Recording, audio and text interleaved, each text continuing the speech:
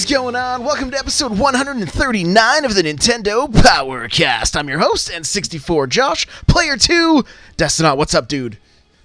Nothing much. Just coming off, I don't know what to call it. Post third-party game support for the Switch. It's like here in full force. I'm loving it. It's good to see. All right. Nintendo's back. I'm calling it. I'm calling it now. I love it. I love it. Player 3, Mel, what's going on? Nothing much. All good. Oh, you sound so nice. You sound so nice. Guys, we fixed Mel's issue, so no longer will her first words be cut out. So this is a very good thing. And player 3... Four, Josh. I can count tonight. Player 3? No, you can't. Multi-tap? Well, I was like, did I count myself? Player 4, Nightcrawler. What's up, man? Yo. I'm here. Oh, glad you're here. You get a little, you getting a little break from the Smash Bros. Cat. Nope, you don't get any breaks. We're just working you a little overtime. He gets vacation? He gets vacation. What's his pay scale? All right. Well, guys, thank you so much for being here. That music you just heard is from On Being Human. You can check them out on Spotify and YouTube. Remember, this is an unofficial Nintendo podcast. And if you'd like to get yourself a free book from Audible, go to audibletrial.com/NPC.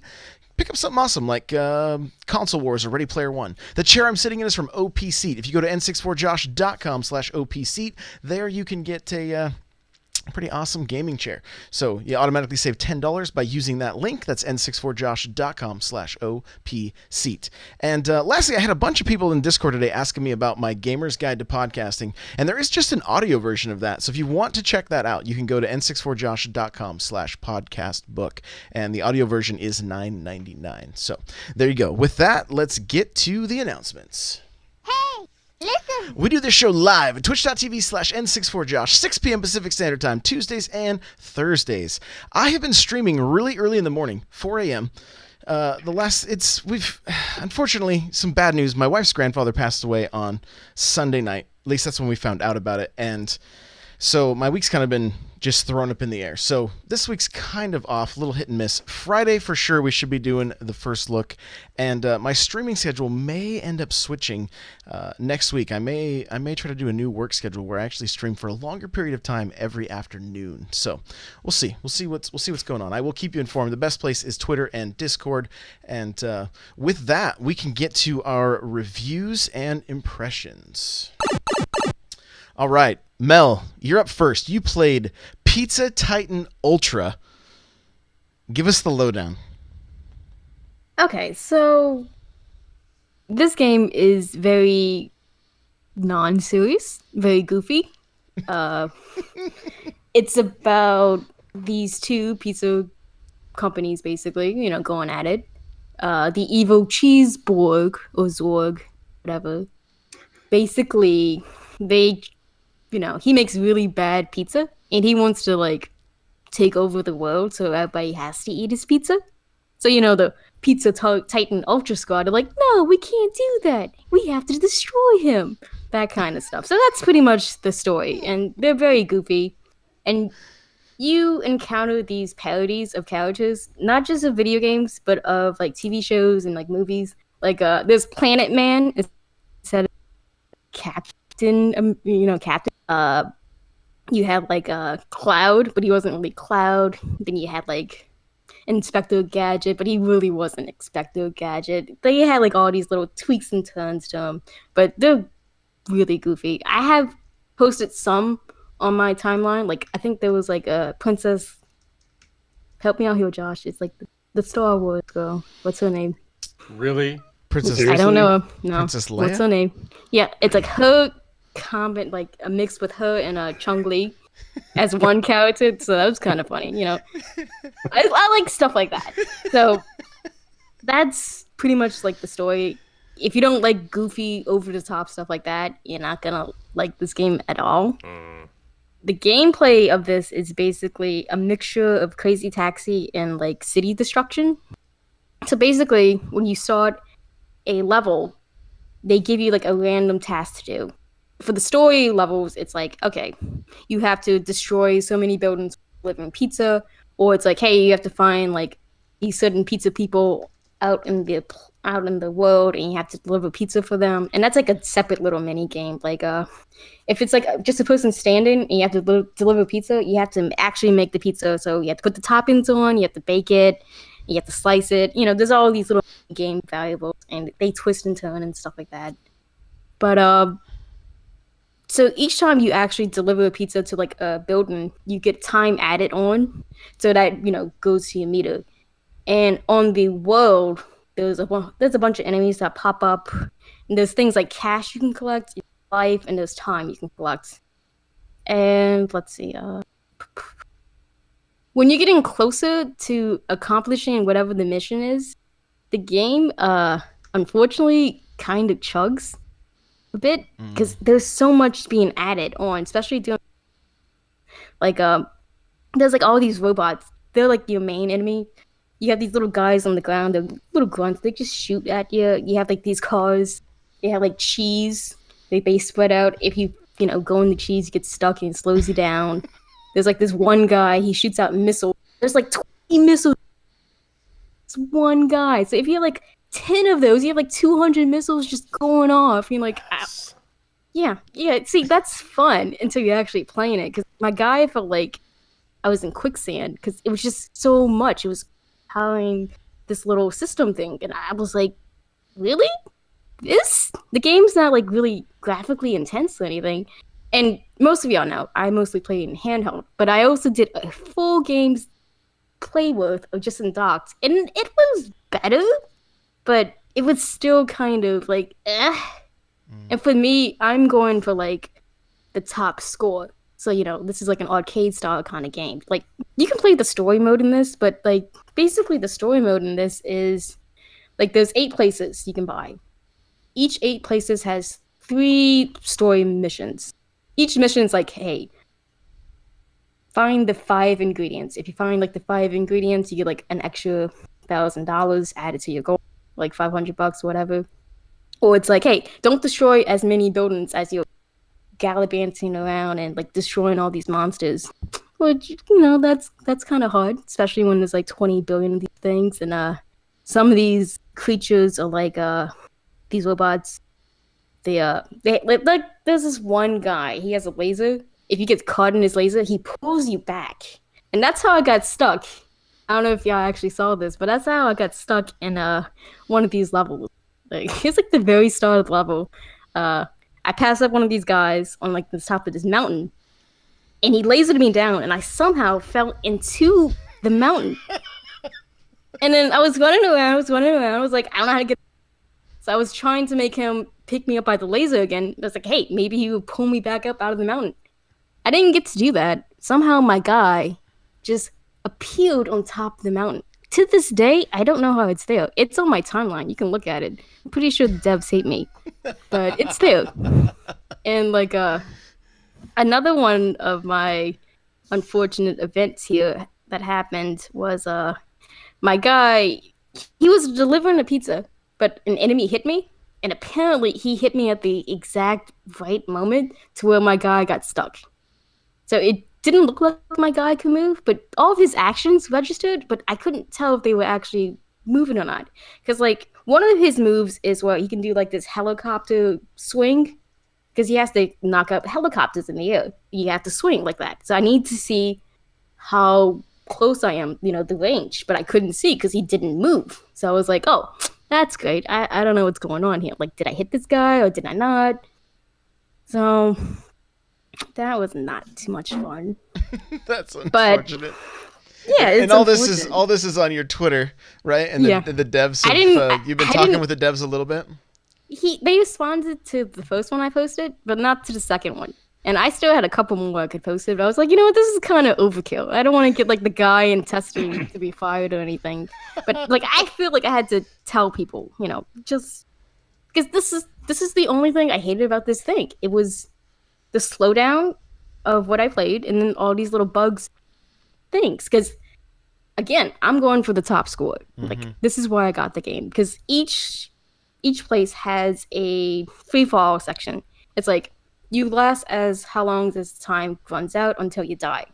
So you can like rack up time and keep going. because the story missions, they're basically like just you learning the map. Like they give you like plenty enough time to do the story missions. They're not typically hard. It's very easy to go through, but they're there so you can learn the map. So you can go back into the free time section and try to get these golden pizzas. And I only got 3 out of 8, and that's killing me right now. Because I don't feel like I feel like I can honestly get 2 more right now. And like the last 3 are probably just difficult just because of the things there. But it's the slowdown that's like really holding me back, I feel. Like it would still be challenging, but it feels like impossible right now for me to do these things. And I know the map, I know the layout, I know like when to get time, not when to get time. Like, should I deliver this pizza first or should I the walk-in customer first? That kind of thing.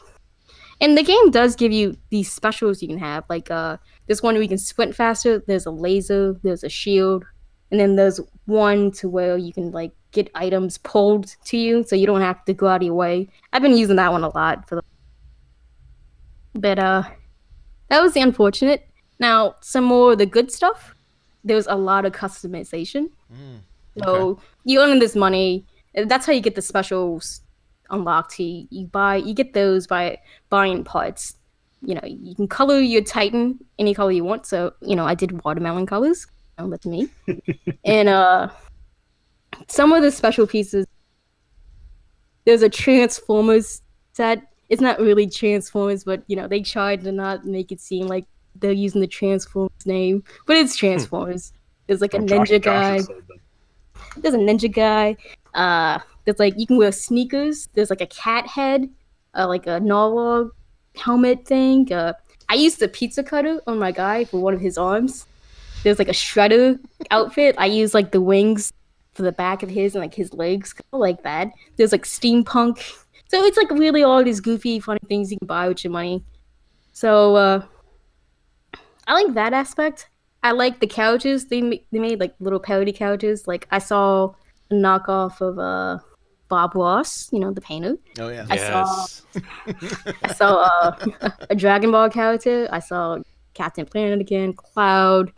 I think I even saw what Josh is a knockoff of. I want to say I did. I might post it later because it was kind of funny. Captain N? Yeah, it was like a kid version of him.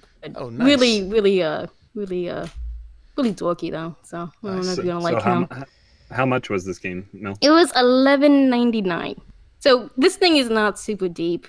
You're pretty much buying this so you can play the free-for-all levels in each map. Because again, the 3 levels you get for each map is not that long. They're just there to teach you the layout of the map. And most of these maps are pretty much 2 different types of, areas. It's pretty much going to be like a city-ish kind of thing, or it's going to be like a beach-like kind of thing. Like one of the beaches has like this little mountain of molten cheese volcano layer villain thing, but pretty much it's going to be like city or beach. That's going to be your 2 main things you're going to see here. Okay. All right. So Pizza Titan Ultra, $11.99 on the eShop. I mean, it's got issues with the frame rate, some slowdown, things like that. But there's also some fun Clipping. some clipping. Yeah. A lot of clipping. But there is a lot of stopped. There is some fun to be had, it sounds like. Yeah. Honestly, this is the only thing I have a problem with. I don't have a problem with the story. I don't have a problem with the gameplay, the customization. All of that stuff is fine. It's just this frame rate and this bugs that I keep encountering that apparently no one else has really seen, at least on the Switch one. Because I looked, man. I was like, hey, am I like the oddball out here? And apparently it looks like it's just me so far. So personally, I would kind of wait a little bit. But if you're interested, I would, stick this on your wish list. Because again, I really do like this game. It's just, I can't say, hey, get it now because of these problems. Gotcha. That's all. Gotcha. Okay. Well, for first look, I got to check out a game called Sky Scrappers. All right. And this was an interesting fighting game. It's coming out October 29th. And I'll be honest, it didn't pull me in right away. It wasn't a game that I was like. It kind of felt a little bit like a Flash game in a way. So what you do is you are trying to race to the top of a skyscraper that is crumbling, and then you are fighting up to four other opponents on the way up. And so it kind of has a little bit of like a Smash Bros. Like platform fighter kind of, but it's very, very, very just very small amount. You're just kind of jumping all over the screen, and you can do a few different combos. It's a very simple game. I think where there's probably more fun to be had with it is playing with other people, where you're trying to take each other out and hit each other with different moves and that kind of thing. The game looked okay. It looked better than okay. It looked good. It controlled very well. It's just overall, I don't know, like it didn't have I didn't feel like there was a whole lot of draw to play it by myself, And so we've seen a handful of games like this with like Towerfall, things like that, where it's like this game would shine with multiplayer. That's where I feel like this game might be a little better. The other thing that was a little bit kind of a downfall is the characters, although they looked different, it was nothing more than just a cosmetic. Yeah, just a skin. there was nothing unique, which I think would have helped the game a little bit. Like if this guy could maybe jump a third time, and maybe this person had a little extra range, and this was a little faster. It might have just added a little more variety, which that's the spice of life, right? So overall, it is coming out October 29th. I will have a video up on my YouTube channel. I haven't got it up there yet, but it will be up there soon, so you can check it out. You said that shines well as a party game, but would you play it over Mario Party or Towerfall or anything? Yeah, that's tough. I mean, hey, this is kind of one of our talking points later. That's a good point. Yeah, it's one of those games. I think if you were having some friends over, like let's say you were just having a couple of buddies over to have some drinks and play a bunch of different multiplayer games, it might get thrown into the mix, right? But if you're gonna sit down and do a full-on Mario Party, then that's like at least an hour in 10 moves. You know what I'm saying? So like. This is kind of a pickup, maybe fun if you had the Switch and tabletop mode and you're waiting for your order to show up at a restaurant or something. You could just do single Joy-Con and be able to fight each other. So that is Skyscrapers coming out October 29th. The other thing, I didn't have a lot of time with this game. I haven't even had a chance to do a first look yet. I created my character and started working my way through the dungeon. I just wanted to see how the game looked. That kind of stuff is Dark Souls Remastered. And other than, I guess the big complaint on the internet is that basically they have set this game up to control like it would on Xbox or PlayStation, where the B button is your action button, or your accept button if you're having to answer, do you accept these terms, blah, blah, blah. And so I keep hitting A to accept stuff, and it sends me back to the next page. Yeah, so unforgivable. It's I think it was like that in the demo. If I remember right, it was like that in the demo too. Yeah. I picked it up. I haven't gotten through my character creation yet either, but I did get my amiibo yesterday in the mail. Nice. Ooh. So yeah, it runs pretty smooth. I'm pretty impressed. We do have a little bit in the news section. We'll talk about a little bit more. We are going to. This was going to be a talking point, but I think we're gonna jump on this right now. Destinaut picked up Starlink a little bit later, a little bit after the fact, and then Crawler, I know you've been playing it as well. Destin, I'm going to let you take this for just a little bit. Give us your thoughts and impressions of Starlink. Okay, so I wanted nothing to do with Starlink before, when it first was announced. And because I did get sucked into the whole, whatever that thing is, toys as an incentive, or whatever that craze was Toys called. to Life. Toys to Life. Whatever.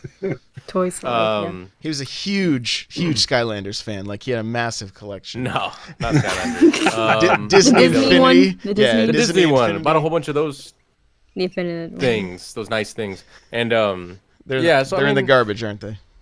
I don't know where they are right now. I wouldn't know. They left the house. They never came back. No, so I had zero interest when I heard about that. Then I heard that, you know, I'm not like, I know Josh, you have a lot of nostalgia for a lot of the Nintendo characters, but I was just like, oh, Star Fox is in it. Okay, whatever, you know. And then last I think week, your nostalgia button is broken in your brain or something. actually, I think until like 1853, nostalgia was considered a disease. So, like, I kid you not, Google it, kids. Josh has that for sure. Yeah. I So don't know. You wanted to buy that near statue. I don't know if you did or that's not. different. These are real things. But That's too big. That's too big. You have yeah. to get too big. But no, so I wanted nothing to do with this game. And then Mills was telling us about it last week, kind of saying how like, oh, hey, you know, you can do this and you can explore and there's missions. And I was like, all right, this is starting to sound good. I'm gonna pick it up. And I kid you not, for like 5 days in a row, I'm like, I got my cursor on it and I'm like, no. Because everything I hear about it is like, no, you gotta buy this and you gotta buy that. And if you want to buy everything, all the toys combined with the game, it's like $200. And I'm like, no, I'm not doing that. No way. So then I finally sat down and I read an article and it said, okay, well, you could do that.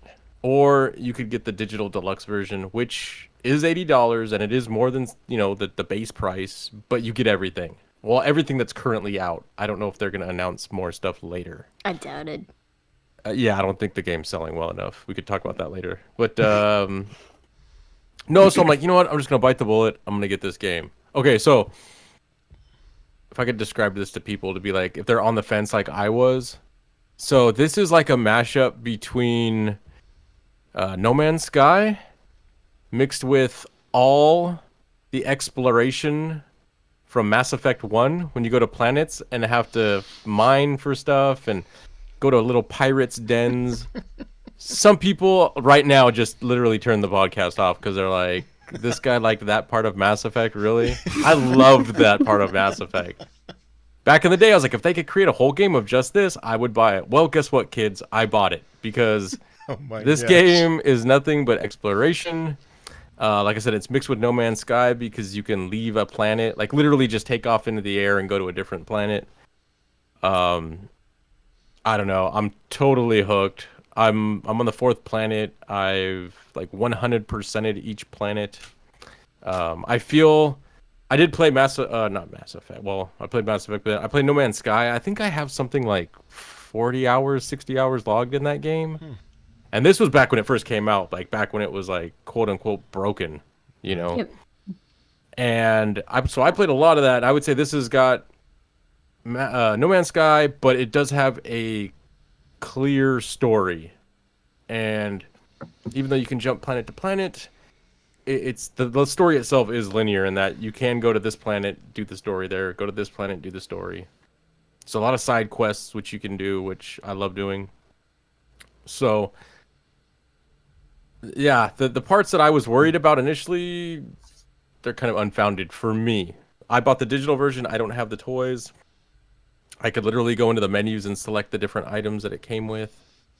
That sounds super appealing to me, by the way. So what, the switching around of stuff? Not using the toys. Yeah, because, you know, he would have to open the toys. That's why. I already did open the toys, and I'm like, I just want the digital version of this game. I want to put this toy back in its box, and I'm seriously considering buying the digital version of the game to play it that way. So yeah, I don't have some of those issues. If you are having issues with the toys, buying it digitally basically completely removes those issues. And honestly, it's like, what, $5 more? It's not even that much. $5. Yeah, because the starter pack. Well, It's you can. 75. Can you buy the physical game? Just No. No, it's only a starter pack. Yeah. So that's $75. It's cheaper if you have Gamer Club unlocked, or I don't know if Amazon still had that discount. No, going. they didn't do it. They didn't discount the toy, so I guess that's the perk of Gamer Club. But Maybe if you still have it, yeah. But I mean, I had a little bit different experience, I guess, because I did buy the starter pack, so I have my R-Wing here. I found out, I was doing some research. The controller thing, I think, is what the real cost of the game add-in is with that physical, because Best Buy is selling. They have, at least when I was looking through, because I'm weak and I bought all these guns. Oh my gosh, I it's know. like guns. I'm weak. But so I was worried when I was going through the game a little bit that I encountered an enemy that I was making it stronger by hitting it with one of the two weapons that I had. I was making it stronger with the ice launcher.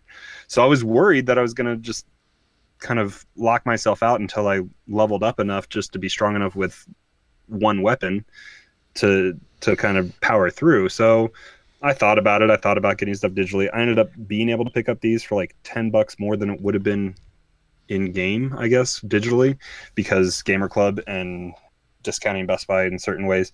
But so I have most of the weapons, but there are still 4 weapons, I think, that are paywalled behind the ship packs. So those are bundled with the ships specifically that you can buy. And the ships don't really matter to me that much. There's extra lives. So if your ship explodes, it gives you an option to switch bodies to a different ship, because that's totally realistic and that can happen in the vacuum of space. True. But in essence, you're paying for extra lives was what you're doing with the ships. So I was a little worried with the guns, and so I ended up purchasing some of the weapons, and I have them, and it is what it is now. But I was also a little worried about the Warden Towers when I encountered one that they were kind of talking about, which are fast travel points, and they give you some updates as well for your mods. But I encountered some that were elemental specific, so I was worried that they were going to like paywall you out from that fast travel point. But from what I've encountered so far on 4 different planets that I've gone to, is that it's all either fire or ice, so you're okay to unlock those. And they're kind of like mini puzzles. But yeah, for the most part, I have started to read some reviews that have talked about repetition and how it gets kind of old later on in the game. And I kind of see it. The biggest nuisance that I have is space travel. Going from one planet to the other is you get ambushed by, what are they, bandits? Is that what they Outlaws. are? Mercenaries? Yeah, Outlaws. They set up a space trap to knock you out of hyperspace, even though you're not really traveling to hyperspace. You're just kind of going faster. But it's kind of just putting walls in your way to slow you down, so you probably don't chug through the game in 8 hours, and they try to slow it up to 20 or something like that. But Mello, you powered through already all the way, right? Yeah, I did the story, like the main story. I didn't know 100% all the planets. I did like 3 of them, and then I was like, okay, I got enough. Let me finish the actual game.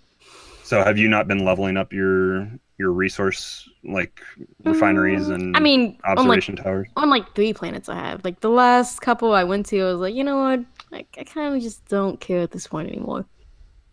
So I wandered in, so I think I hit 100% discovery on one planet last night, and I went to this place that it's called, I think I'm on the planet right now, I'm looking at it, it's Raba's Peak or something like that. I flew over to it, and I just got like one-shotted by this dude. So, I think Awesome. I think I know what you're talking about. So I think there is kind of an end game maybe to be had in this a little bit. There's a tease of something. Okay. So I'm intrigued. I've been enjoying it. I've played it. It's what I've been playing the last week. I do have, like I said, I do have Dark Souls. I picked it up on Friday. I put it in to see if there was an update, and I started maybe to try to make my character last night at like 11 o'clock, and then I just turned it off and went upstairs. So I haven't even played Dark Souls. I've just been playing this, and I've been having a good time. It's been enjoyable.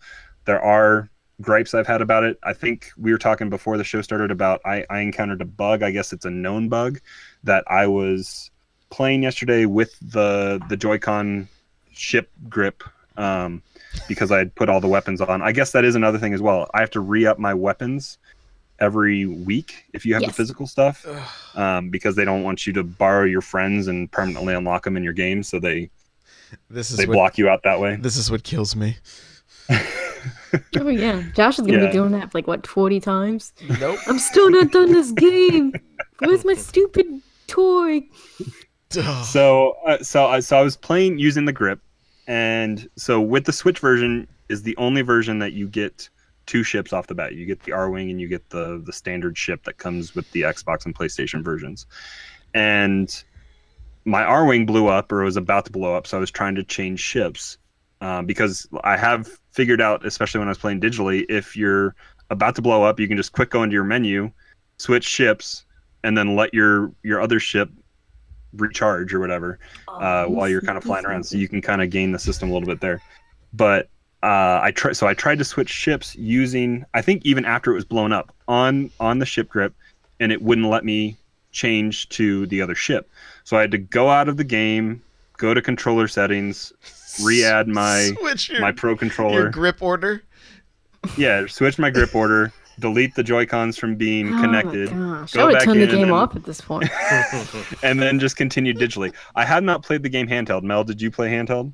Yeah, I did mostly handheld, yeah.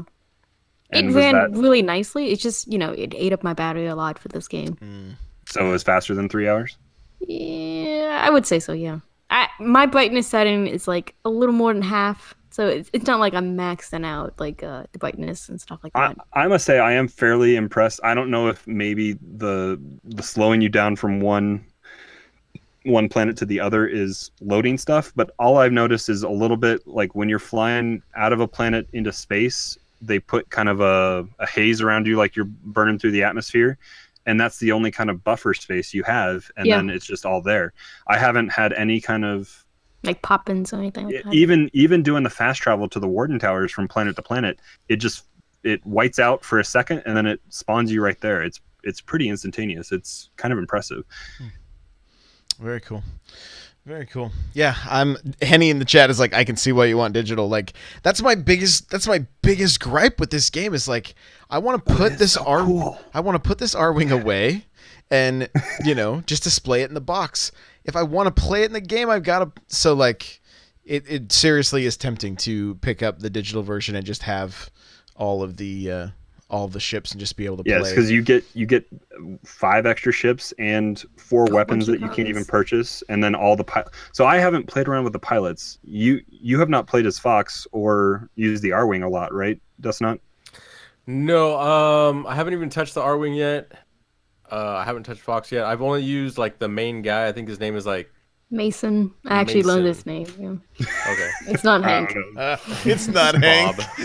Bob, Steve. No, so I've only used Mason. I'm trying to think. So the reason I haven't switched to anyone else is because it's almost like you have to level them up. Each person you have to level up. So I'm like, well, I'm just gonna, because I haven't even maxed Mason out yet. So I've just stuck with him. Now the ships, I haven't used the R-wing yet. I've used his ship, which I think is called the Zenith. I think that's the second coolest looking ship compared to the R-wing, and the only way to get that physical is buying an Xbox or PlayStation version. They don't sell that ship. Oh, at just all. wait. Just wait. Yeah, those versions I'm are kind gonna of be. just I'm kind of just waiting for those ships to just sit on the shelf forever, and then I'll get them for like $5. Mm-hmm. Yeah. So but I've used his ship primarily. I've used I think it's the blonde girl who's like the race car driver or something like that's her backstory. I've used her ship, and I have found that using the different ships in certain situations can be beneficial.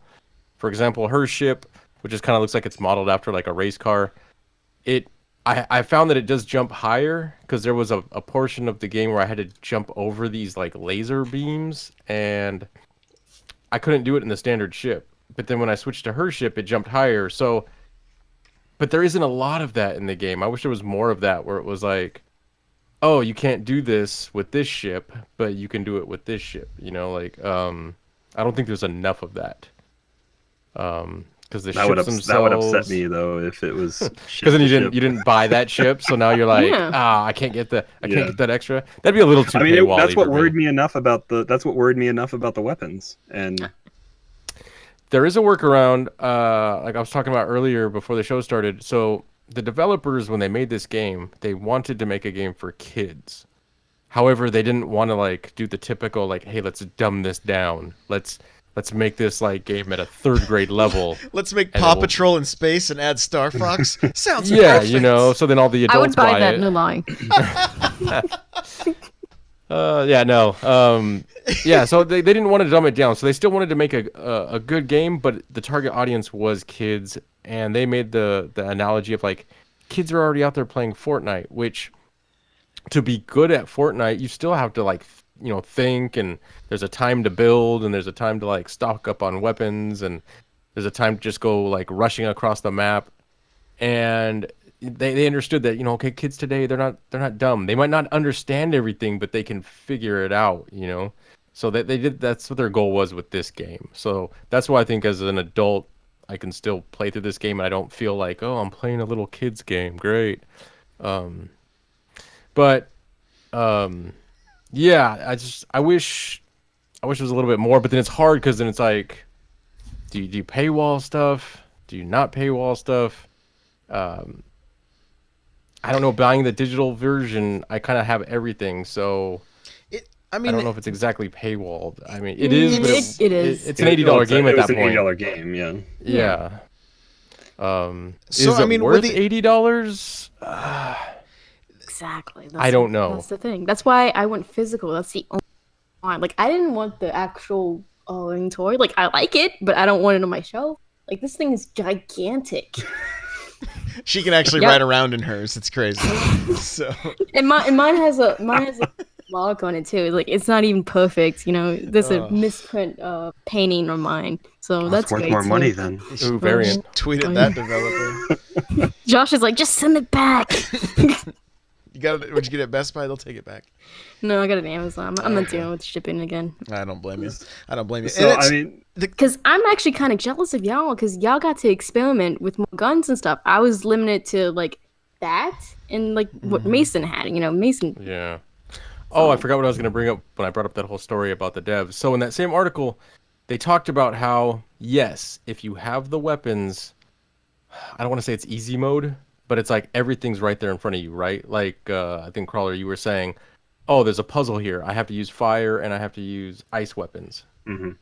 When you go to those locations to do like those puzzles, check it out next time you go. There's going to be barrels there, and there's going to be ice barrels there, and there's going to be flame barrels. Oh yeah. The gravity barrels and So they were saying how they're saying how nothing in this game actually requires you to have the additional packs. It's just you got to kind of, I guess, think outside the box a little bit. That'd be such a nuisance to go pick up a gravity barrel. Yeah. That's what you.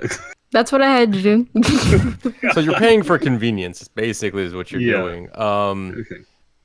But yeah, and there was other little stuff too, like things I didn't even think about. They're saying like, oh, if you can't get through a certain area, try taking your wings off and you'll squeeze through. So I was like, oh, well, yeah. And see, if you had the physical version, I can only imagine. Like, hold on, let me pull this off. And pull this I off. can't even take the ship off the.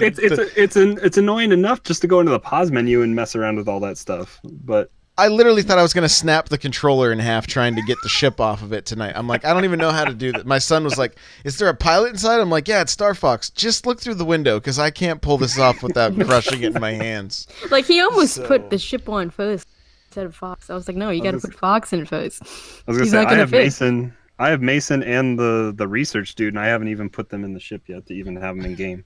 Oh, wow, the research dude. What a lucky. Lucky. All right. No, but I am excited for that because I'm playing the game on normal right now. I think there's like normal, hard, and Easy. I don't know their version of nightmare or whatever they want to call it. Yeah, Josh hates himself, so he put it on hard mode, I think. Yeah. What else is there? But I'm excited to go back, and now I'll probably go back and play through it with a different character, and I don't think I'll 100% it like I did again.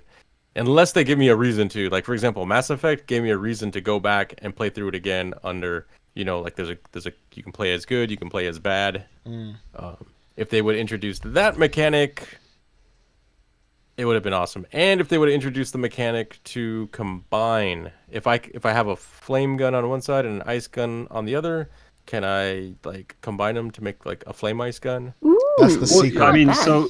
Well, they But do have the that mods. whole. Well, no, like you fire ice at somebody and then you hit them with fire, and it has like an elemental. Yeah, but he's talking about like one weapon where it shoots it But off yeah. together at once. Yeah. Yeah, Yes, because don't they like, can't, I've seen some crazy things where people like put multiple wings on like stuff that won't read in game, but I think they've played around with the toys to make it some make crazy it looking Voltron? shit. digital version does. The digital version, I can add wings, and then I can add wings to those wings, and then put my guns on top of those. Oh my gosh, that's No, ridiculous. I But haven't- then I don't think haven't you played fit through around any that much. door.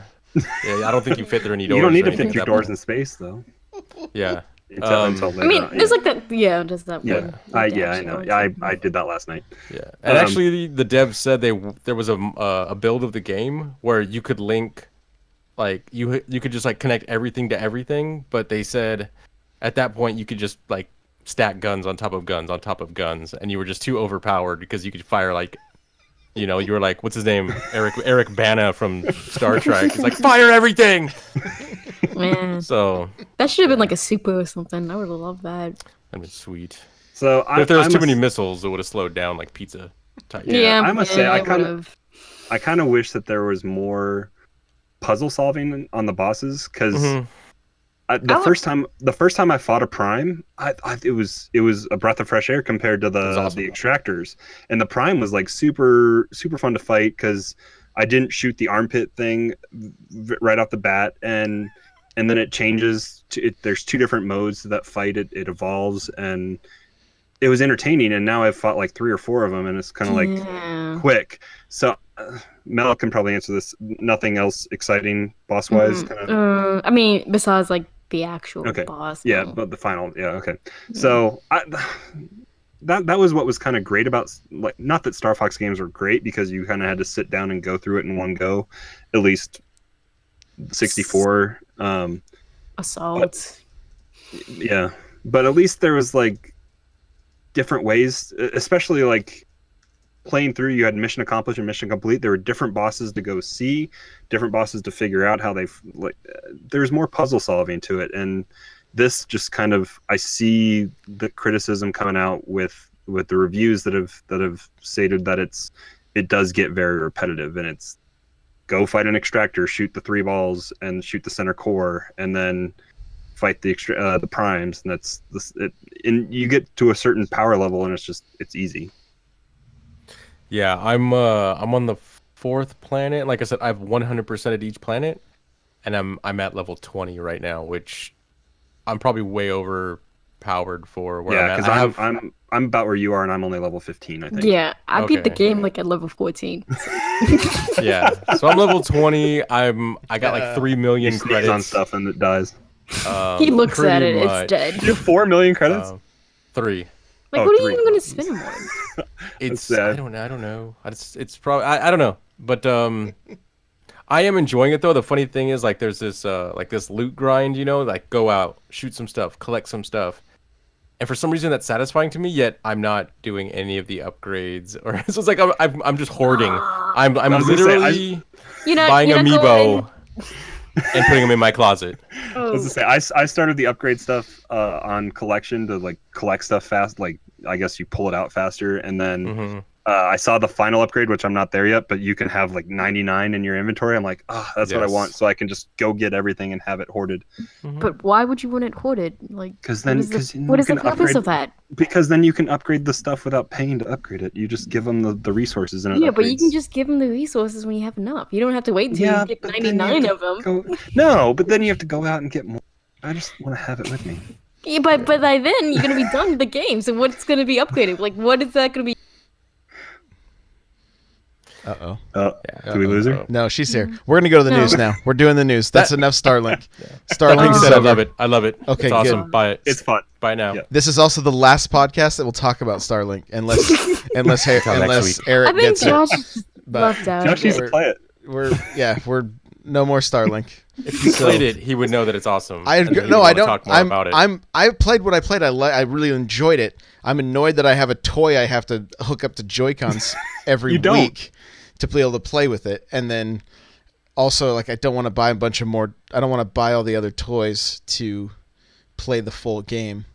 I think those So- toys that come in the starter pack, I don't think you have to rehook up every week. The R-Wing I don't have to do again.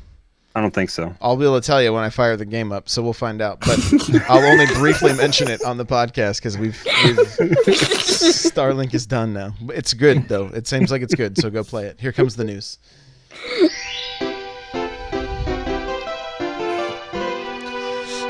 All right, so there is a rumored Nintendo Direct sometime between November 5th and November 9th. So this falls in line with what I've been thinking. I kind of think everybody's been thinking this. November 2nd, we get the Smash Bros. Switch. We get the controllers for Smash as far as the GameCube controllers, the adapters. Is there anything else Smash-wise that comes out on the 2nd? Is it... the Pro controller is not coming out until the 7th. They haven't announced the standalone controller. No. Yeah. But the bundle, the GameCube controller, and the adapter. Yeah. So that's coming out the 2nd. By the 5th through the 9th, and this is from... I have an article up on n64josh.com if you guys want to check out more details of it. But basically, this source also predicted the last Direct correctly as far as the date, and then until there was that earthquake or whatever, and then the date got changed. So, so far this source is good. My gut feeling is it's going to be Pokemon, Smash, and then whatever. We talked about it. I talked about it a little bit. Just kind of my... I think we talked about this on the Smash Bros. Cast, actually. Mm-hmm. And so... and possibly maybe like Killer Queen Black, maybe they tease a little more about Wargroove. I don't know, but anyway, that's the rumor. I'm thinking that's going to be when they say, hey, you can download the Smash Bros. Beta right now, and it will go live this coming weekend, the week before Let's Go comes out. That allows the servers to be tested, and then they have time to tweak stuff until the 7th of December when the game launches. So that's So G.I. Jello in the chat's asking, do we really need to know more about Smash? And the main thing that we don't know is the single player rumored spirits mode or whatever the internet descrambled the green icon. No, we don't, but that's like 2 weeks before Black Friday, so they want this game on people's minds so that they're pre-ordering it before Christmas, right? Like when they go out shopping, they want people purchasing this stuff. So it's gonna be huge. The game's gonna be massive. So that's rumored between the 5th and the 9th. Destin, you're going to like this. Sega Ages devs discuss Dreamcast games coming to the Switch, possibly, right? So they're basically looking at ports versus emulation, something similar to the original Virtual Console, right? Like where they just bring a bunch of digital titles over. And so there's a chance we could start seeing some Dreamcast games. Any particular titles you would be excited to see if that were to happen? So, the Dreamcast and the Sega Master System are literally the only Sega consoles I didn't own. Oh, gotcha. Yeah. So I'd be all for it because again, I've never played any of the Dreamcast games. However, I heard them some real gems out there. Like, what was the one? Jet Set Radio. Yep. I think it's the one that was. Did I say it wrong? No, that's it. Shenmue. I don't know. Isn't there a remake, or wasn't there a remake that just came out for Shenmue, like on Steam or something? Crazy No. Taxi. That game looks. Look, I love all things Japan, but that looks too Japanese for me. That's too Japanese. That's almost too Japanese. That's like another one that's like too Japanese for me. Was it Yakuza? Come on, man! Really? Yakuza That looks like the Japanese amazing. GTA. Like, don't get me wrong, amazing. it does look amazing, but it's like, GTA. It's like, okay, you go out, you steal a motorcycle, you shoot some dude in the face, you punch a hooker, and then it's like that's the cycle, and then rinse, lather, repeat. So It's like an with this actual story game, and stuff. this game is like, you fight a Yakuza, you you go karaoke, and then you like There's a go to like dance thing. There's a yeah, and then you like can- do some dance, and then you go have some ramen. That's like the loop for that game, which that's pretty much my It's real amazing. life. So I mean, why would I play the game? Why wouldn't you? That's Didn't something they I make would like do. I four said of I them? live it. I There's Didn't they like make watch like six of- 4 yak? There's like 6 mainline ones, and then there's like remasters and stuff. It's really growing now. There's a brand new one, I Slowly. think, Yakuza 0. Yeah, it's something like that. I know one just came out, and they announced another one. They've gone And so then- far they have to go back to 0. Fine, I'll buy it. So anyway, possibility of Dreamcast games making their way to the Switch. I do have an article. I do have a link to the article from Nintendo Life if you guys want to check out more details on that. A couple just quickly. We're just gonna just get through the news pretty quick because there's a talking point that's going to be a lot of fun. So, Labo is coming to schools across the U.S. and Canada. Okay, so there you go. Kids are going to start playing with Labo. About time. Yeah, about time.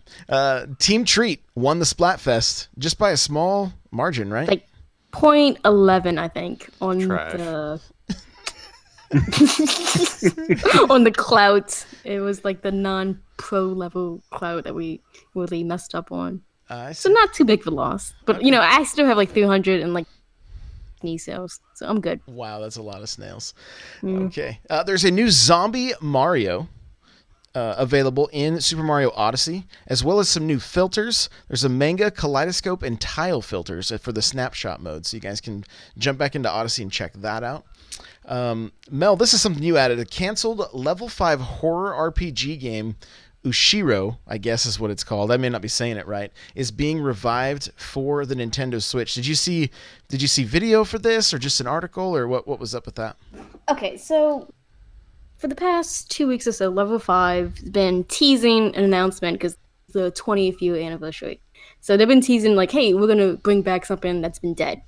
And in the Japanese magazine, Famitsu, I think that's how you say it. That's what it's called, yeah.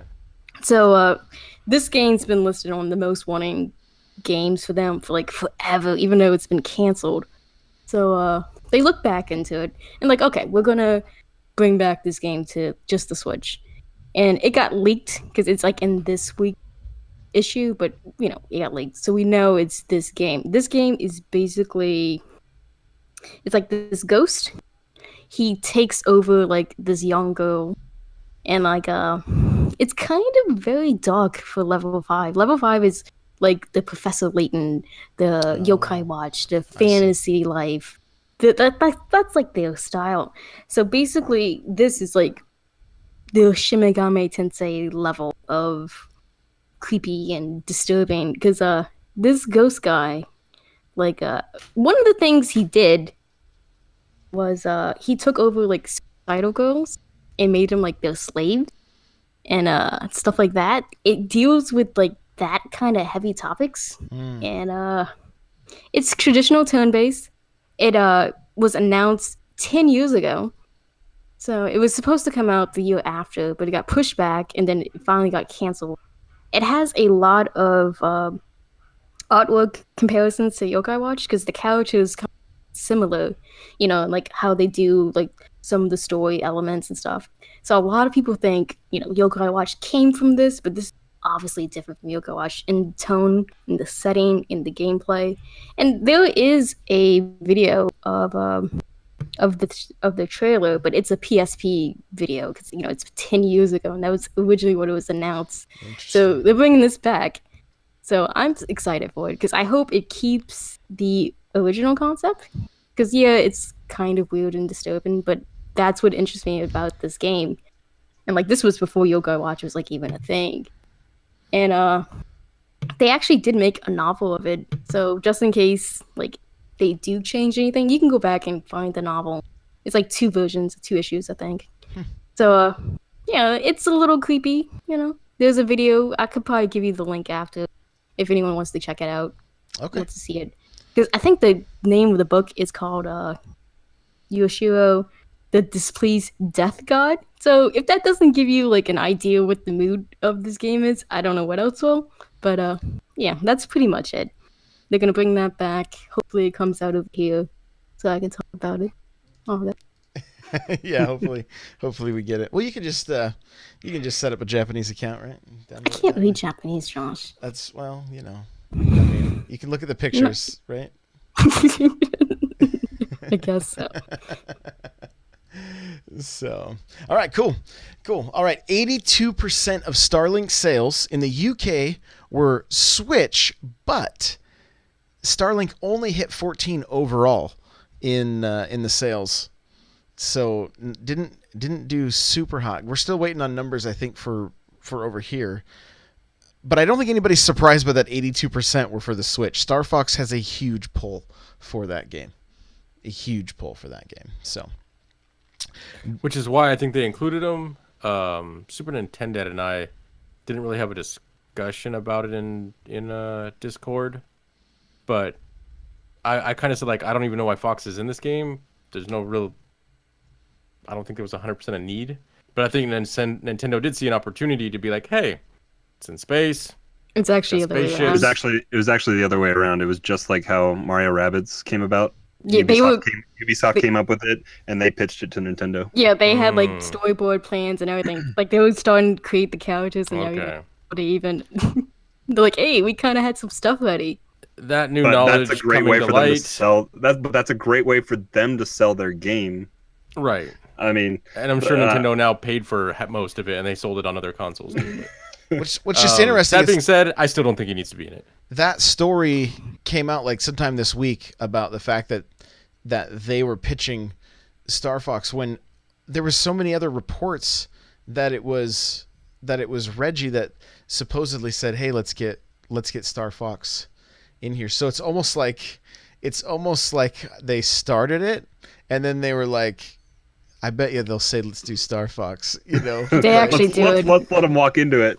It's like when rated R movies like purposely put the over the top intense violent scene in the movie just so they can get it cut, and the other less but equally violent scene, they're like, no, you can leave that. Just don't put this other really gross stuff in there. It's like it's like they've already got like the build with Star Fox in there, and they're like, what if you added Star Fox? We'll think about it. We'll try. Maybe we get you a build by lunchtime. They're like, wow, you guys really know what you're doing.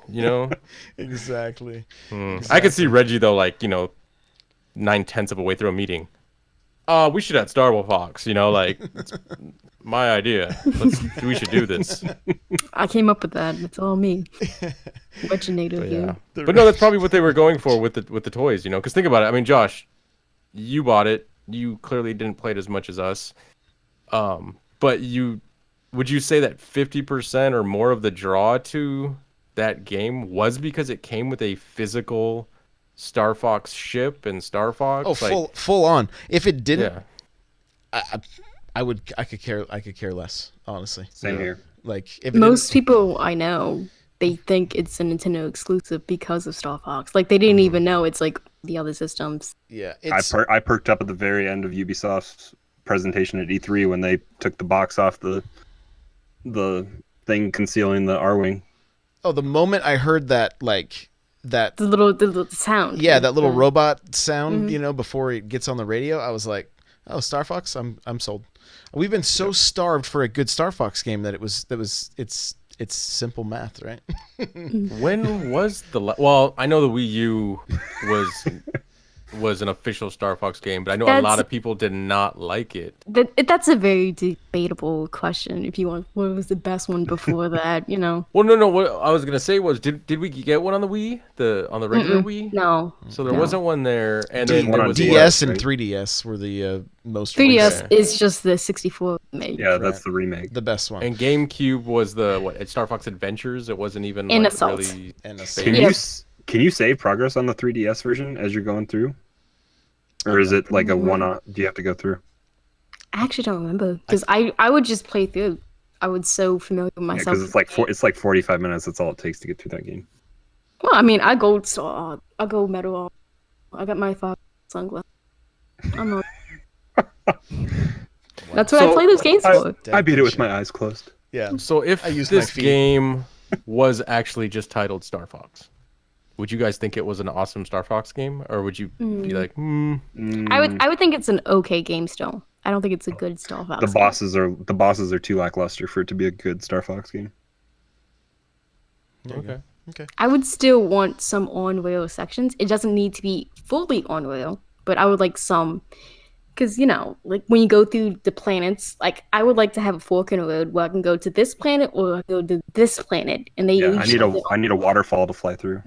yeah, and then Star Fox has the different types of Land cruiser and submarine and submarine, and then the famous chicken robot one and Zero. It's not a chicken, but everybody calls it the chicken. Yeah. I think this could have been a lot better Zero. if we could have gotten out of the vehicles as well. A little bit like No Man's Sky. It depends what they did, Yeah. because I can see it easily go bad. But I'm not against going out of the ship. I'm not against it. I never was. It's just They could add a patch to this game to add multiplayer and just do versus mode just like 64, and I would be ecstatic. yeah. I just want a dogfight. I don't even need co-op, but just give us that 4-person 64-esque multiplayer. I think Josh is gonna Or- kill it. Okay. First person, and this could be the first VR game. Oh my gosh. Oh, to make me sick. All right. Dark Souls has Sickly more in common with the last gen Dark Souls than the current ones, the new remastered on the PS4 and Xbox One, which is kind of course it is. Other than resolution and frame rate improvements over the 360 and PS3.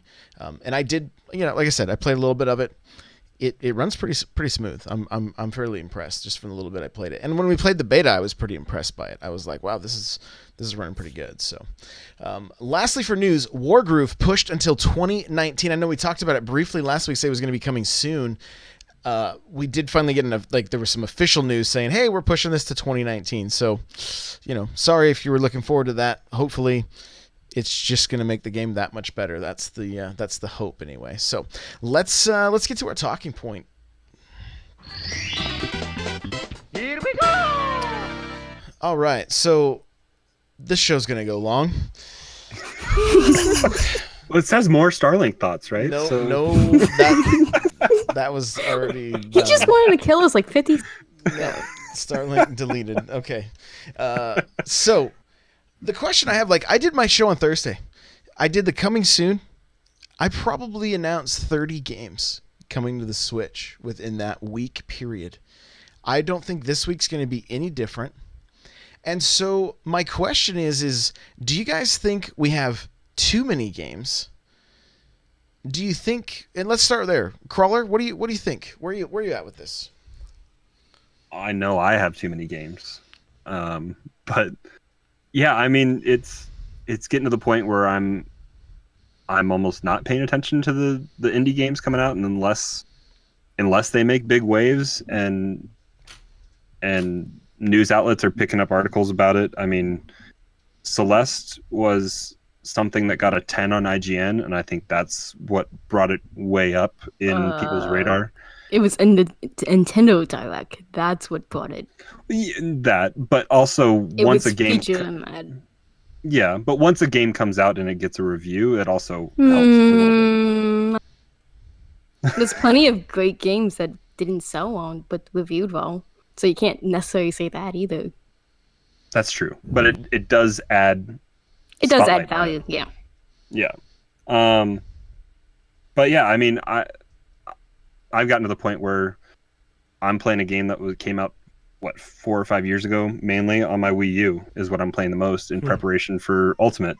So even games that I'm picking up, I'm not actually getting to play as much. So some of those games I am kind of taking a look at. I'll occasionally pop into the on sale or out new, and if it's something that piques my interest, I'm putting it on my list, but it has to be really on sale for me to want to pick it up. I want to pick up Okami, and it was just on sale for $5 off, and I could have gotten it, but I don't have time to put that much time into that game, so I'm not going to get it right now. So there are plenty of games that intrigue me, but I don't have time for them right now. Mel's, where are you at with this? I'm like the exact opposite. I'm always looking for these little indie things. Because, most of these titles are they're averaging about 5+ to like 15 hours. I was like, okay, these are managed. I can pop like 2 or 3 of these out like in a week or two, and I can experience them. I can learn new things, new companies, new people to look at. And for me personally, like I don't have a huge interest in most of these AAA titles. Not that they're bad, they just offer a different type of experience that I'm not really caring for. I'm not really looking for.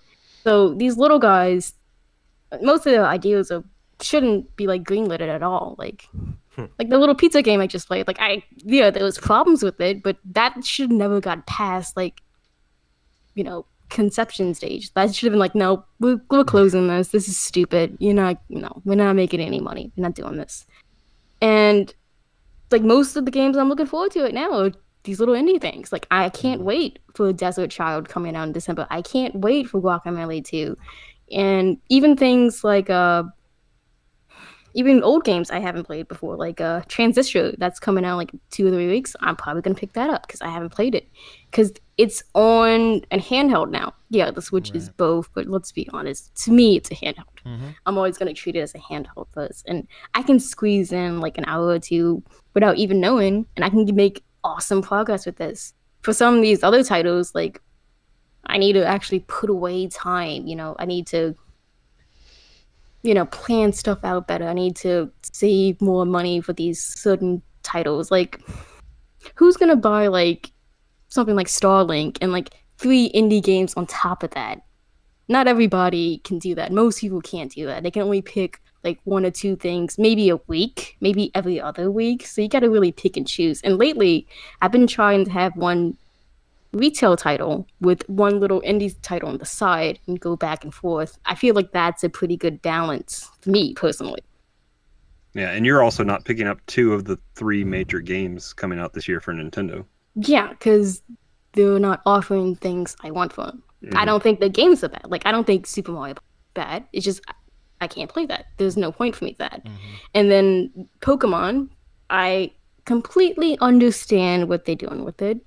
I have no interest in it. I'm not threatened by it. I'm not mad that it exists. It's That not is ruining your childhood. Oh yeah. No, it's not. Because I get it. Because I know what Game Freak's attempting to do, and if it works, that's going to be way better for me, because it's going to make my game better. It's getting me back into Pokemon. I haven't played since Red and Blue and Yellow, so Yeah, you get in the ball, right? Yeah, I want to play Smash with it. You're gonna get like 2 of them just juggle on stream. So look at me, look. We'll try that with. I'll make Josh bring his to Genesis, and we'll try with 2. See Oh, I if gotcha. Oh my goodness. Yeah, I can make some waves. So yeah, I do think there's way too many, but like at a certain point, like, what do you do? Like, should you wait? If you wait, there's still gonna be a bunch of games coming out. So but it'll go on sale in a week and a half. yeah, see, but that's also not good. I mean, it's good for us as customers, but not for like developers, not for creators. Like, the game can be like really awesome, but if like 5 other really awesome games come out that same week or the week before, they're kind of screwed. Because yeah, like your game's awesome, but this other guy's game's awesome. His game costs less. Yours is a little more. Yours doesn't have as many. Not many people reviewed it yet. You didn't send out as many copies because you can't. Because you don't want to give away too much. So like, what do you do? Like, what can you do at a certain point? And then you have to worry about like some of these third-party titles now. Sure, we're not getting like every major one, but we're getting way more major ones than we used to. And they're lucky we don't have Virtual Console on this. That's another contender they would have to worry about.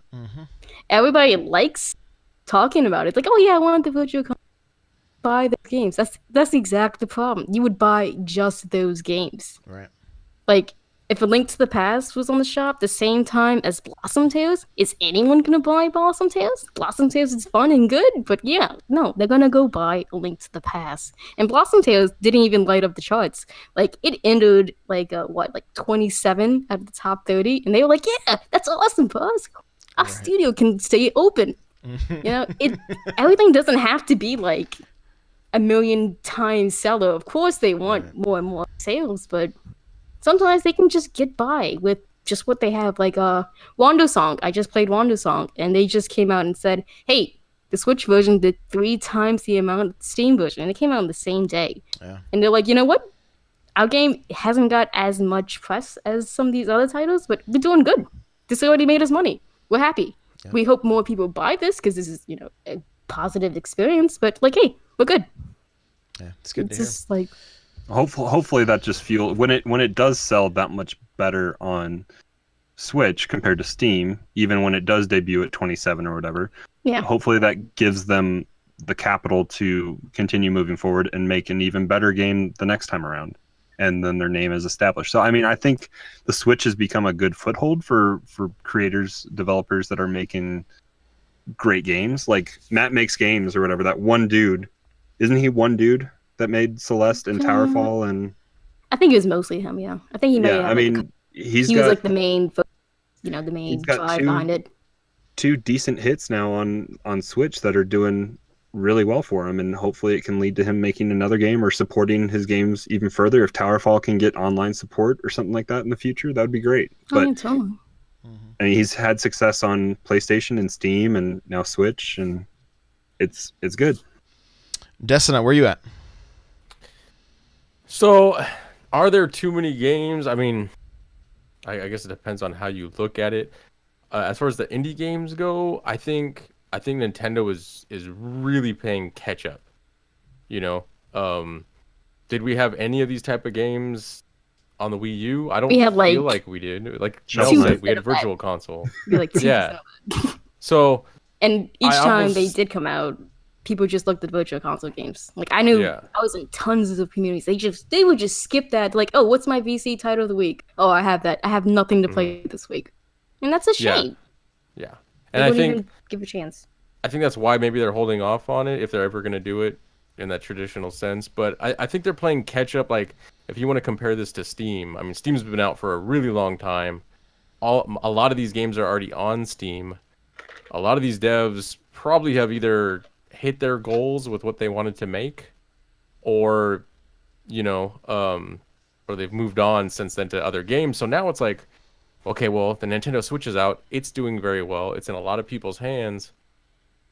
Why not? That game's done. And the architecture of the Nintendo Switch is very similar, if not exactly the same as PC. So I'm sure porting it over is probably minimal effort.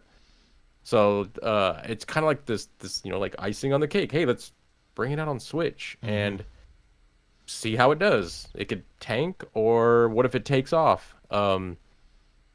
So I think for developers, it's just another avenue of, hey, we don't have to just bring it out on Steam now, because when I look at PlayStation forums, which I'm not gonna lie, I don't do too often, but it's like no one's sitting there talking about like, look at all the great indies coming to PlayStation 4. No, everyone's talking about, look at God of War and look at all these other AAA titles. Spider-Man. And Xbox forums are just like, we want any game. Like, we don't care what it is, So, Yeah. but Nintendo, with all these titles just flooding the Switch, I think it's because they're playing like almost like I look at it as they're playing like catch up to Steam, where it's like, hey, let's get all the games that Steam has on the Switch, and now people can be like, well, if I'm at home, I can play a game on Steam. Oh, I'm on the go. I'll just I'll download it for $5 on my Nintendo Switch, and then I can go play it while little Susie's at ballet, or while I'm riding in the backseat of the car or something. And so I think the Nintendo Switch is a very good companion if you just have a PC at home and you're playing games on that, because it does have a lot of the same games. Unfortunately, there's not crossplay with all those. That'd be sweet. Nintendo, Yeah. I know you're listening. Take notes. Right. Maybe with Diablo. I think they already They shut keep that going down. back and forth with Yeah. that. And even I almost wouldn't mind if it wasn't cross play, but if it was like, what do they call that? Cross save or whatever? Cross save, Like, yeah. Your profile goes with you. Progression, I think. yeah. So if I could play it, I could come home. I can, play it on my PC, which I can't take my PC with me. But and then if I'm on the go or something, even if it's a single player game, I could just kind of like leave off, where I left off. That probably came out wrong. I understand what you're saying. We got you. We got Yeah. you. So, is there too many games? I think no, because I think they're playing catch up to just the rest of the indie gaming community. Is it unfortunate for all the the games flooding the market? Because like we were talking about, like, oh man, dude, what game do I pick? There's 30 games that came out. Like which one to look at? Like which one's good? Because nobody can look at all. And sometimes they don't even have good trailers on there or anything. Or no Yeah, trailers kind at of all. yeah. 2 screenshots and one's of the title screen. That's very helpful. Ridiculous. Yeah, But We don't have things like ratings. We don't have things like a comment system. It's just Or like, a hey, search Yeah. or a search bar. There is a search bar, but there's no. but it's not a category. very good one. But do we have to play all the games? I know in like the fantasy gaming world that we would all love to live in, we could have the time and the money to play every single game, but 30 games might come out. But I'm skipping all over the visual novels and all the Tetris clones. Killing me. I can only play 2 visual novels at a time. Most of them I don't even want to talk about it all on here. So Yeah, because of Josh. Yeah, I get it. I think the games that have really stood out are the games that have been either made exclusively for the Switch, or Like a time exclusive kind of thing. or the ones that have seen extensive time on Nintendo Directs, or even then Even talked the little about showcase on thing. their podcast, or just the different showcases, their YouTube channel, that kind of stuff. Those are going to be the games that are going to rise above the top. That doesn't mean we're seeing bad games. From what I've gathered from just hearing from different developers and things like that, is if they don't get even just a tweet from Nintendo, it can be a difference between massive sales to very little sales, right? But Nintendo doesn't seem to like to promote super heavy these games that have been on Steam that are just kind of getting brought over to the Switch as like and not even only Steam, but even possibly like iOS or Google Play, that kind of stuff. And so, I mean, we have this, we kind of have this market that's like, it's pretty flooded, right? I did the exact thing you guys said. I looked at the eShop on Friday morning because I want to do first looks, right? And I looked at Pizza Titan Ultra. I looked and I literally looked through the list and I said, okay, I'm going to spend probably $60 to be able to do 4 first looks of games that I'm not going to play past the first look. And it's like, that's just not like, nothing looks so appealing to me that I would go back to it again. Right? That's what was, and I knew that Dark Souls and Starlink were out. So it's like, I have games to play, right? This time of year, especially when all the AAA titles are fighting for our wallet. Like, it's tough for indies. I think Wargroove's decision to push until 2019 was a great idea. Now, a game like Killer Queen Black that had a lot of buzz and would still get a lot of buzz, that's not a B joke. I'm sure it was. But that's coming out at the right time though, when everyone's going to be together around the holidays, and you can play. We don't know officially if it's coming out. It's still not hopefully. date. But at least that game kind of late too, So that game's also going to have a little bit better appeal than like Towerfall does, because I think they've already said it's going to have online play, right? Yes, they did. They did say. Yeah. And so that already kind of that sets it wins above a little bit. Towerfall or things like that already. So that's which I bought Towerfall after watching your first look, and it's something that I can play through a little bit by myself, but I'll be able to play a little bit more when we're not playing Smash at Christmas or whatever. Yeah, with friends and family, that kind of stuff, for sure. The question is, and Mel, you asked it, like, what do the devs do? And I saw the solution this week, or at least a solution, not the solution, but a solution. The dev team for the Messenger has set up a Discord for their game and said, hey, let's start a community around our game. It automatically gives them feedback, and if people are being rude or whatever, they can ban them, right? So they can cultivate community around their game. That is the best thing I've seen an indie dev do. Like I think I quoted their tweet and was like, "Hey, indie devs, this is what you guys should be doing right here." Like I think I joined the Discord when you tweeted that out. right there you go. And so, and Celeste having that climber dude have his own Instagram, right? That just kind of like quietly went viral is absolutely brilliant. Like, I think these devs have to go a step above. Like, they can't just say, oh, this is going to get on the eShop and the eShop is too flooded right now. Like, what is their Instagram doing? What is their Twitter account doing? What is their Discord server doing? What are they doing on Reddit? Are they doing AMAs and that kind of stuff? And a lot of devs do. And I think it's really good. But that kind of stuff, like, they have to kind of be in the trenches at this point with how to get their game out there, because you see devs saying, oh, Nintendo didn't tweet out my game and that hurt sales. Okay, I can see what you're saying, but how many followers have you tried to get on Instagram? How many ads did you run on Facebook to promote your game? Right? Because even small, like the ads on Instagram and Facebook are so cheap, even just doing $50 to $100 ads a month, they would still start growing that audience so quickly. But I have a feeling that there's some that don't even realize that, right?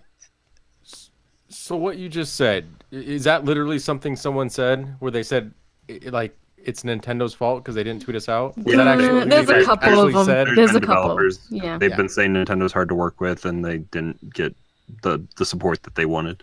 That literally angers me on the inside. Like, You just you're about to get the salt's you're about coming. to get 2016 Destiny out right now.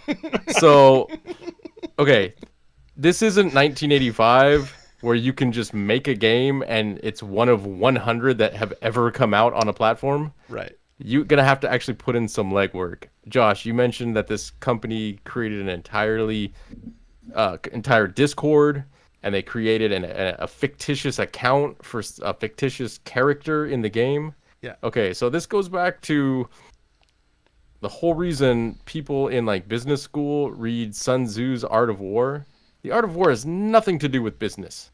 Yet they take the, like the insight, and they take the battle strategies and apply it to what they're doing in their job.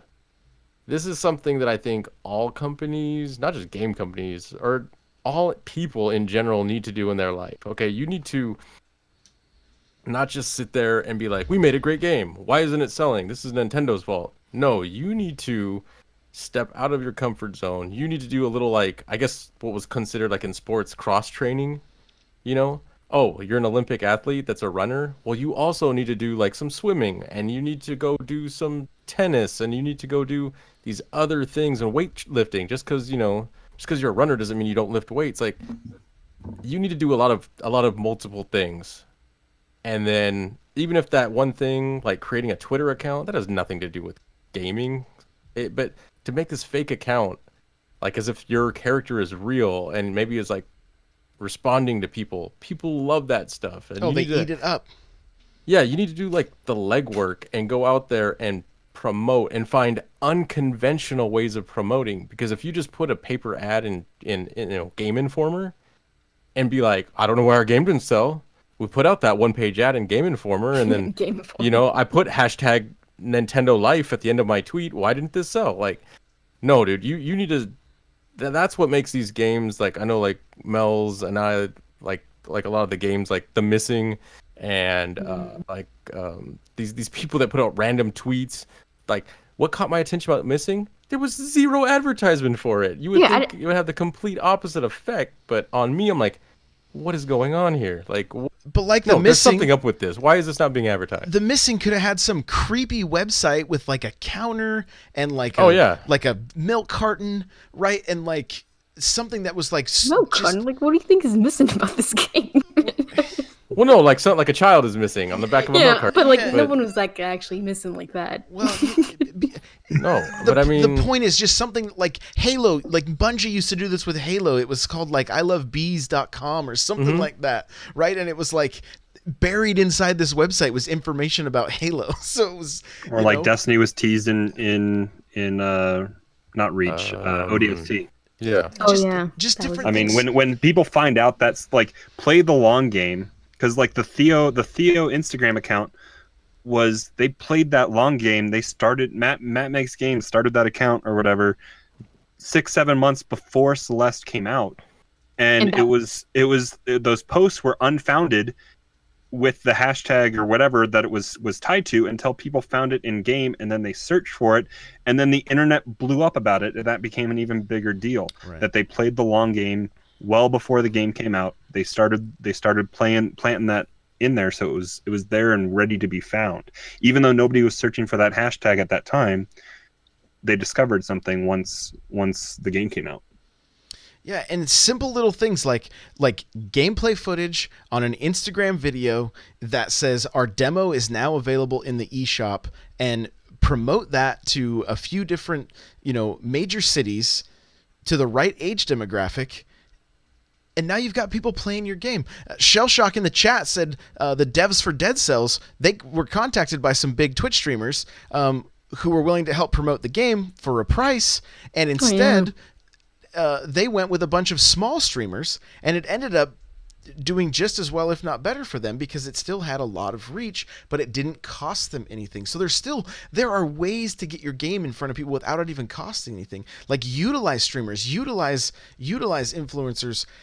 You still have to have a good game. That's, at the end of the day, you still have to have a good game. And if you can't get into a publisher, the Messenger had Devolver Digital, right? I mean, they did a good job. They did a good job of marketing that game, so people knew about it. But it was also on the directs and that kind of stuff. Like, it had appeal. They're just like you were saying. They have to put that footwork in on social media. Grow a community on Discord. Get a following on Instagram. That seems to be the hottest social media right now, is Instagram. Like, get your game on there. But especially since Nintendo uses and abuses YouTubers and then doesn't really utilize Twitch streamers, as a third-party developer, or especially as an indie developer, utilize those people that are starved to get gameplay and stuff up for Nintendo platform, even though Nintendo doesn't want necessarily to support that stuff as much as you would think they should. Yeah, I think like you just said, I mean, if there's a place that is oversaturated, go where everyone else isn't. Like if everyone's putting their ads in magazines and using big streamers, like Josh, you just said, use small streamers. Do an online marketing campaign. Do kind of who knows what potential audience is out there that may not even know about your product. I mean, whose name always pops up when you look for reviews on games, and it's what's his name, Tassie for Forbes, and I'm like, why would you think Forbes is even interested in video games? Isn't that for the rich white man that has 2.5 kids and a dog? When does he have time for games? He's too busy ruling corporate America. But I don't know. I would throw an ad in there. Back when I was in college, I took an advertisement design class, and one of the projects was we had to take an existing product and remarket it for a new audience. So I chose Marshmallow Peeps, and I was trying to market it as okay, you think of Marshmallow Peeps, you think of Easter. You Sickness. think of maybe Diabetes. diabetes. One and that's it. You think of maybe holidays and stuff like that. But my idea was to create no, we're gonna remarket this as the go-to everyday snack candy food. Yeah. Did you cover it in peanuts? I had advertisements with my people gosh. sitting in front of TV watching the football game eating Peeps. You're just trying to kill people. No, That's too much peeps. You can't have a peep every day, man. Not with that attitude. But that was it. It's clearly that would never have flown. If I would have walked into Peeps and been hey guys, I got your next cell here. I got your next power play. Lumberjoke says Peep s'mores. Dude, it would not fly. But that was the point of the class, is okay, let's legit try to brand this, as the go-to snack food. Forget chips, let's do Peeps. And that's what I think maybe some of these companies need to take a page from, of like, hey guys, what aren't we doing? Who aren't we marketing to, or what's been done? Okay, first of all, what's been done before and works, and what isn't working right now? Well, clearly Nintendo not promoting us isn't working. So we need to get around that. We need to, I'm sorry, you just need to hire people that probably know what they're doing. Like if you got your cousin's boyfriend's next door neighbor because he took a graphic design class one time, probably not the guy you should promote to marketing manager. Versus if you got someone that knows about this stuff, that has researched this stuff, and I don't know, maybe put out an ebook that's $10. Yeah, maybe you should go with that guy. Most of these guys probably can't afford one of those guys. That's probably the biggest thing for them. Okay, maybe. Right now, my DMs are open on Twitter. I will do everything I can to help you understand how to run an ad on Instagram so that you can get more eyes on your game. If there's any indie devs listening to this, my DMs are open. Like, I would love to help you as far as getting started with getting a community built around your game. You start doing YouTube videos or Instagram videos that show like, hey, here's Bill making the level right now. Right? Mm-hmm. You do nothing but document your game being built on your Instagram and then upload those videos to YouTube as well. You've now given a behind the scenes, and people love that. The more they can see, the better. Yeah, either the more they can see or the more you wrap something in mystery. Because I feel like it creates buzz. People are like, oh, did you see that counter? What does it mean? Well, it means this. And then you got someone like, you don't know what you're talking about. Right. It means this. Yeah, get Reddit just going. A conversation about your product that no one knows anything about. Mm-hmm.